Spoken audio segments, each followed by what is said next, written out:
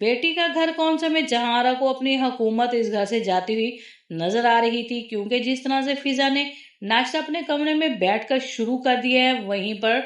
जहारा ने जब शाम की चाय में रजा का इंतजार किया तो शाम की चाय भी रजा ने फिजा के साथ अपने कमरे में पी। इसलिए जहाना से अब बर्दाश्त नहीं हो रहा था कि फिजा उसकी एक नहीं मान रही थी, और रजा उसके बेटे की इतनी हिम्मत नहीं कि फिजा को वो रोक दे ये सारा कुछ करने के लिए। इसलिए यहीं पर जहां ने अब फिजा के मुकाबले में दूसरी बहू को लाना चाहा। इसीलिए उसामा से कह दिया, तुम्हारी शादी मैंने एक लड़की से तय कर दिया है, लड़की मुझे पसंद आ गई है और बहुत जल्द तुम्हारी शादी मैं उससे कर दूंगा। मगर उसामा रजा से बिल्कुल हट कर है। उसामा तो अपनी माँ को अच्छे तरीके से जानता है कि वो रजा भाई का घर आबाद नहीं होने दे रहे, तो मेरी शादी को वो कैसे करेंगी, और वो जिस लड़की को वो पसंद करेंगे वो लड़की भी लाजमी अपनी जहां ने अपनी पसंद की हुई अपने जैसी। इसीलिए यहाँ पर उसामा अपनी माँ को साफ इनकार कर देगा और कह देगा, मैंने अन्याय से शादी नहीं करनी, जब मुझे शादी करनी होगी तो मैं आपको खुद बता दूंगा। यहाँ पर उसामा अब आयजा के साथ मुलाकात करेगा और उससे अपनी मोहब्बत का इजहार करेगा,